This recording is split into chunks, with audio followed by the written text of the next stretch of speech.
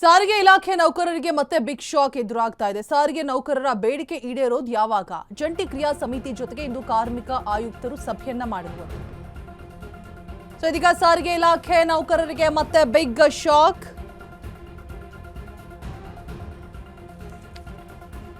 ಯಾವಾಗ ಈಡೇರೋದು ಕಂಪ್ಲೀಟ್ ಆಗಿ ಬೇಡಿಕೆಯನ್ನು ಮುಂದಿಟ್ಟಿದ್ದಾರೆ. ಜಂಟಿ ಕ್ರಿಯಾ ಸಮಿತಿ ಆಗ್ರಹಿಸ್ತಾ ಇದೆ. 2 ವಾರಗಳ ಟೈಮ್ ಕೂಡ ಕೇಳ್ತಾ ಇರುವಂತದ್ದು. ಕಾರ್ಮಿಕ ಇಲಾಖೆ ಆಯುಕ್ತ ಜೂನ್ 10ರಂದು ಮತ್ತೆ ಸಭೆ ಸೇರೋದಕ್ಕೆ ನಿರ್ಧಾರವನ್ನ ಮಾಡಿರುವಂತದ್ದು. ಜೂನ್ 10ರ ಸಭೆಯಲ್ಲಿ ಸಾರಿಗೆ ನೌಕರರಿಗೆ ಸಿಗತ್ತಾ? ಹಾಗಾದ್ರೆ ಗುಡ್ ನ್ಯೂಸ್. ಸರ್ಕಾರದ ಮುಂದೆ ಜಂಟಿ ಕ್ರಿಯಾ ಸಮಿತಿ ಬೇಡಿಕೆ ಇಡೋದಕ್ಕೆ ಪ್ಲಾನ್ ಮಾಡಿದೆ. ಇತ್ತೀಚೆಗೆ ಹೈಕೋರ್ಟ್ ಆದೇಶದ ಕಾರಣ ಸಾರಿಗೆ ಮುಷ್ಕರ ವಾಪಸ್ ಆಗಿರುವಂತದ್ದು. ರಾಜ್ಯ ಸರ್ಕಾರದ ಮಾತುಕತೆಯನ್ನು ಸೂಚಿಸಿರುವಂತಹ ಹೈಕೋರ್ಟ್ ಅದರಂತೆ ಇಂದು ಸಭೆ ನಡೆಸಿದಂತಹ ಕಾರ್ಮಿಕ ಆಯುಕ್ತರು ಸಾರಿಗೆ ಇಲಾಖೆಯ ನೌಕರರಿಗೆ ಇದೀಗ ಬಿಗ್ ಶಾಕ್. ಮತ್ತೆ ಸಾರಿಗೆ ನೌಕರರ ಬೇಡಿಕೆ ಈಡೇರೋದು ಯಾವಾಗ?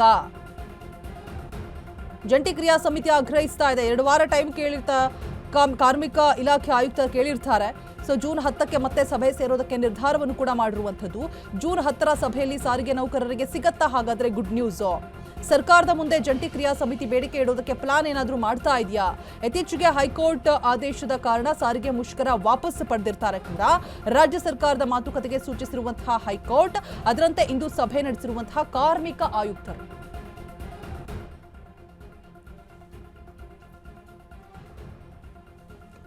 ಮತ್ತೆ ಇದೀಗ ಬಿಗ್ ಶಾಕ್ ಎದುರಾಗ್ತಾ ಇರುವಂತದ್ದು. ಸಾರಿಗೆ ಇಲಾಖೆ ನೌಕರರಿಗೆ ಎಷ್ಟೇ ಹೋರಾಟವನ್ನು ಮಾಡಿದ್ರು ಕೂಡ, ಪ್ರತಿಭಟಿಸಿದ್ರು ಕೂಡ, ಮತ್ತೆ ಏನಾದರೂ ವಿತೌಟ್ ಪರ್ಮಿಷನ್ ಸುಮ್ಮನೆ ಪ್ರತಿಭಟನೆಯಲ್ಲಿ ಭಾಗಿಯಾಗೋದು,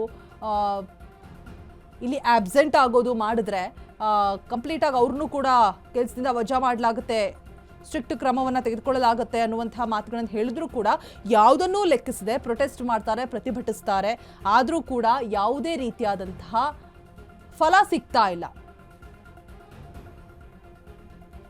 ಜಂಟಿ ಕ್ರಿಯಾ ಸಮಿತಿ ಜೊತೆ ಇವತ್ತು ಕಾರ್ಮಿಕ ಆಯುಕ್ತರ ಸಭೆ ಕೂಡ ಆಗಿದೆ.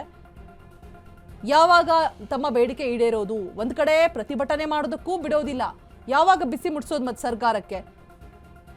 ಅಲ್ಲೂ ಕೂಡ ಸ್ಟ್ರಿಕ್ಟ್ ಮಾಡ್ಬಿಡ್ತಾರೆ, ಕೆಲಸ ವಜಾ ಮಾಡಲಾಗುತ್ತೆ ಅನ್ನುವಂಥದ್ದು, ಸ್ಟ್ರಿಕ್ಟ್ ಆಕ್ಷನ್ನ ತೆಗೆದುಕೊಳ್ತೀವಿ ಅಂತ ಹೆದರ್ಸೋದು, ಸುಮ್ಮನೆ ಆಬ್ಸೆಂಟ್ ಆಗೋ ಆಗಿಲ್ಲ ಕೂಡ ಅವರಲ್ಲಿ. ಈ ರೀತಿಯಾಗಿ ಈ ಕಡೆ ಬೇಡಿಕೆನೂ ಕೂಡ ಈಡೇರಿಸದೆ, ಈ ಕಡೆ ಪ್ರೊಟೆಸ್ಟನ್ನು ಮಾಡೋ ಕೂಡ ಬಿಡದೆ,